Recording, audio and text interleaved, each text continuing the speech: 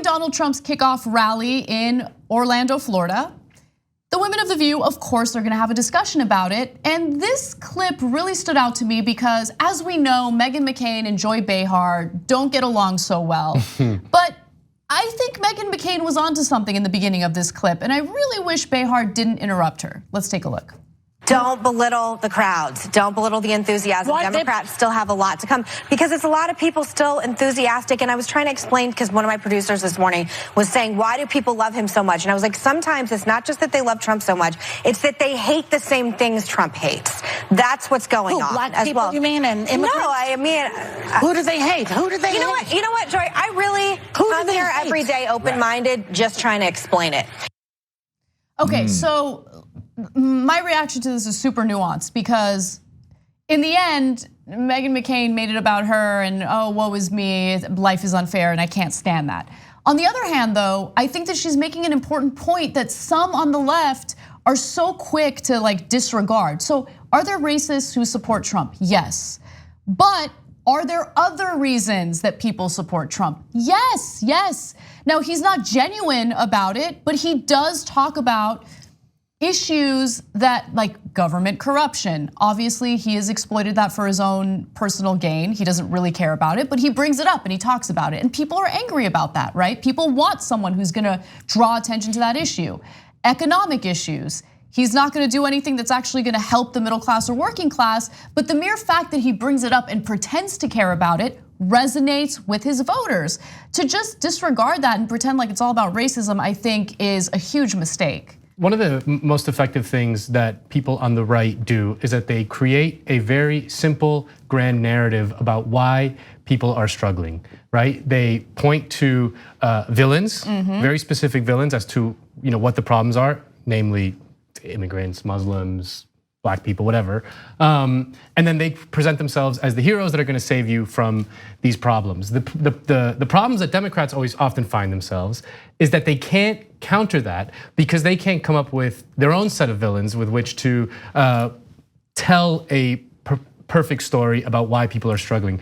Mostly because the villains that are actually responsible for the problems of most people face are their donor class. Right. So the Democrats can't really go after them directly. So they're left kind of just being like, oh no, it's not immigrants, and yeah, of course. But then people are like, okay, so then what's the problem? And they can't then challenge the system directly. And that's one of the big imbalances in our political system. And that's something that Trump and the right exploit perfectly. And that's what Meghan McCain was kind of getting at. That's true, but it is pretty incredible because Republicans have the exact same problem that establishment Democrats have, which is the donor class. I mean, the Mercer family helped support Trump. They're not doing it this time around. Apparently they've turned their backs on Trump.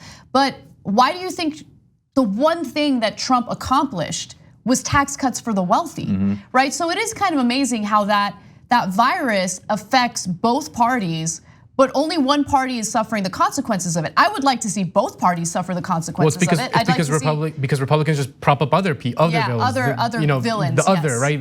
Immigrants. The Democrats don't have that. They just don't have the villain in the story. A different scapegoat to turn to. One of the things that was interesting when you first started the story, and people maybe can later on scroll back and see it. The imagery of the people at the rally who were saying they're not racist, or maybe that's not the only reason that they love Trump. But one of them actually had like he was like a real redneck. He actually had a red neck. With that guy right there. Look at how red that guy's neck is. So anyway, I was just looking at that. I was like, well, whether he likes it or not, he's a redneck.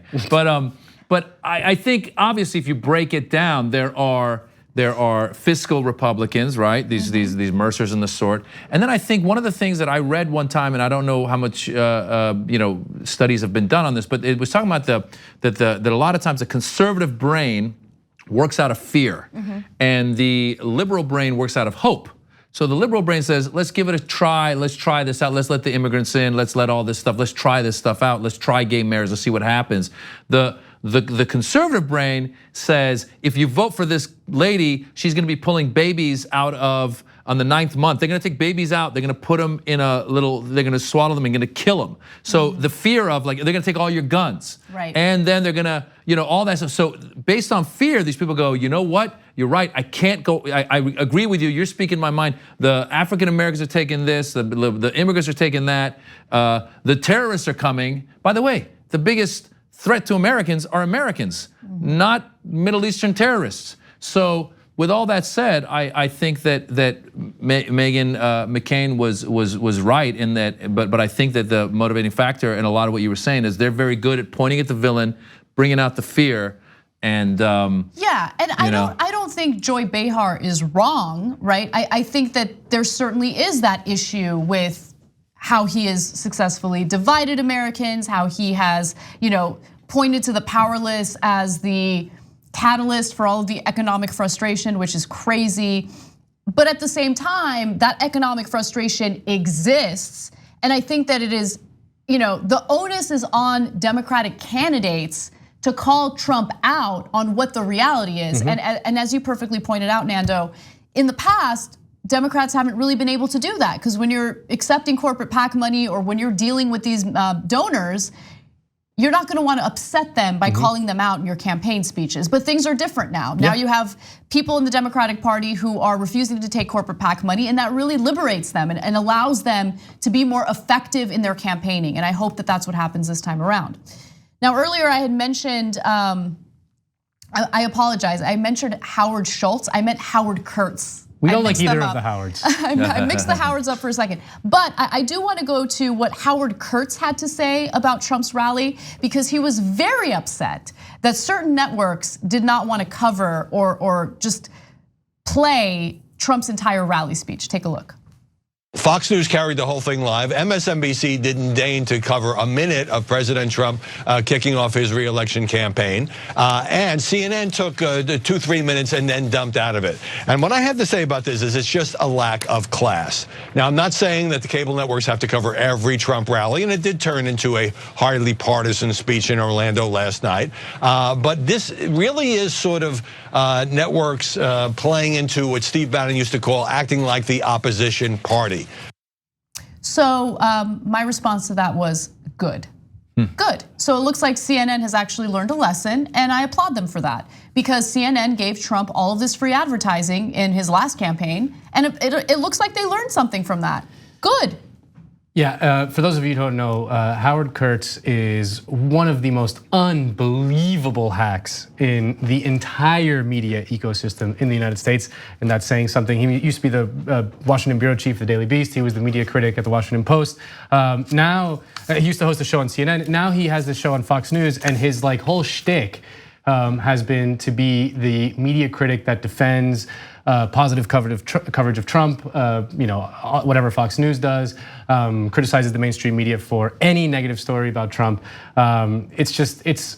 It's become a lucrative shtick for him, but it's just so transparent and obvious. It's pathetic. Man, the grift that keeps on grifting. Oh, it's amazing. There's so much of that. He's really identified that, because he used to be like this kind of mainstream establishment figure, and now he's just become like just this right-wing hack. You know, it'd be a fun experiment to do. MSNBC should have run another rally from before, just to see what the coverage would be the next day. People would even notice that it's different. Right, very similar, yeah. Just to see, and then see what kind of coverage. I'm sure we'd have the same comments going. Like he had 150 lies, and he said Hillary Clinton. I'm sure it was the same thing. So very similar. Why run it again? Exactly, and also this isn't the way that Kurtz tried to frame this was as if Trump was giving a State of the Union address, but he's not. This is a campaign rally, right? And this is very different from, so let me ask Kurt something. So when, let's say Tulsi Gabbard does a campaign rally, is Fox News and CNN and MSN, do all of them need to cover it, right? If Bernie Sanders is doing a campaign rally, Fox News needs to air the entire campaign rally, because if they don't, it would be classless. Yeah, I mean, and listen, Bernie Sanders' campaign rallies get tens of thousands of people also. I mean, it's like, these aren't minor events, but they would never cover them in that way. Because this was true, Trump is now the president, you could make an argument, whatever, but this was true back when he was a candidate. They would just run, I mean, I remember the whole, just the camera on the podium before he even showed up, just like with a little ticker counting down. Like, it's just, I remember. That was insane. So I remember, just an empty podium. Empty podium. And again, I'm just glad that from what we've seen so far, they've learned a lesson from that, right? Who knows? They can go back and do the empty podium thing again. This is just the beginning of this election cycle. But I love that they're not just giving him free advertising. Again, he's not acting in his official capacity as a president here. This is his campaign kickoff. There is no obligation to cover every single rally speech every single candidate puts out there. And by the way, they would probably argue and say, well, he's the president, he should cover it. But the fact is, we hear way too much from this president, whether it's on Twitter, on his way to the helicopter, on his way to a rally. And you know what? I'm happy. Please, somebody take his phone, just let him stop tweeting, take the cameras, just give us a break just for 2 days. Send him overseas again. I would love that. I like it when he goes overseas. You like it when, I feel good whenever he goes. I feel lighter. Yeah, the president of CBS after the last election said Trump may be bad for the country, but he's great for CBS because the media gave him more free coverage than any presidential campaign in the history of American politics. Les Moonves was the person who said that. Yes. He has been ousted from CBS over sexual misconduct. Sexual misconduct. Not so good for ratings. On the go? Don't worry, we got you covered. You can still listen to TYT at our new podcast network. Find us on Apple Podcasts, the Google Play Store, or at tyt.com/podcast.